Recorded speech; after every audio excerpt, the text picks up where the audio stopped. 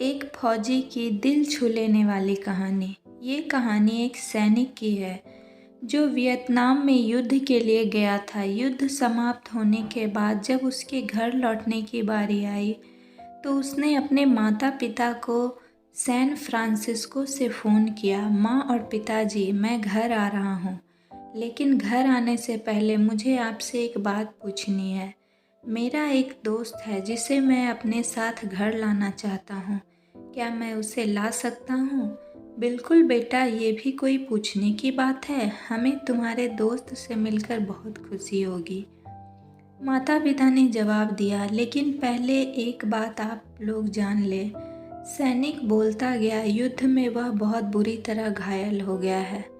उसने एक बारूदी सुरंग पर पैर रख दिया था और उसमें उसके अपना एक हाथ और पैर गंवा दिया है। उसके पास कोई जगह नहीं है जहां वो जा सके, इसलिए मैं उसे अपने साथ रहने के लिए लाना चाहता हूँ। उसकी यह बात सुनकर उसकी माँ बोली, बेटा तुम्हारे दोस्त के बारे में जानकर हमें बहुत दुख हुआ और हो सकता है हम उसके रहने के लिए कोई जगह तलाश कर सके। नहीं माँ, मैं चाहता हूँ कि वो हमारे साथ रहे, लेकिन बेटा, अब पिता ने कहा, तुम समझ नहीं रहे हो कि तुम क्या चाह रहे हो। इस तरह का अपाहिज व्यक्ति हमारे लिए कितना बड़ा बोझ होगा।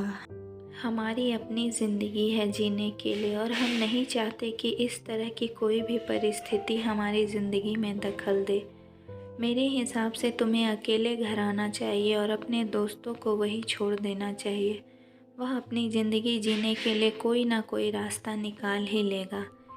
यह सुनकर सैनिक ने फ़ोन रख दिया। कुछ दिनों बाद उसके माता पिता को सैन फ्रांसिस्को पुलिस से एक संदेश मिला जिसमें उन्हें बताया गया कि उनके बेटे की एक बिल्डिंग से गिरकर मौत हो गई है। पुलिस के हिसाब से ये एक सुसाइड केस था।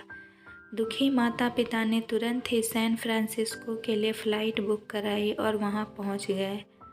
वहां उन्हें शहर के मुर्दा घर ले जाया गया ताकि वे अपने बेटे की पहचान कर सके। उन्होंने उसकी पहचान कर ली, किंतु ये देखकर उनकी कँपकँपी छूट गई कि उनके बेटे का बस एक हाथ और एक पैर था। दोस्तों, इस कहानी में जो माता पिता हैं वे हम में से बहुत से लोगों की तरह हैं जो अपनी सुविधाओं को सबसे अधिक महत्व देते हैं। वे उन लोगों से प्यार करना या रहना या समय बिताना चाहते हैं जो दिखने में अच्छे हैं, स्वस्थ हैं या फिर जिनके साथ रहकर उन्हें मज़ा आता है। वे ऐसे लोगों को पसंद नहीं करते जो देखने में स्वस्थ, सुंदर या स्मार्ट नहीं है, या जिसके साथ वे मज़े नहीं कर पाते, या जो किसी भी रूप में उनके लिए असुविधाजनक है।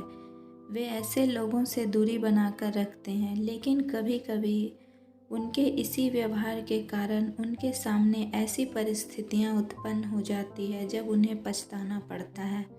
आइए लोगों को वे जैसे हैं वैसे ही अपनाएं और ज़रूरत पड़ने पर उनकी मदद करें।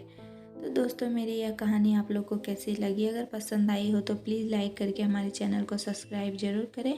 तो मिलेंगे नेक्स्ट स्टोरी के साथ, तब तक के लिए जय हिंद, जय भारत।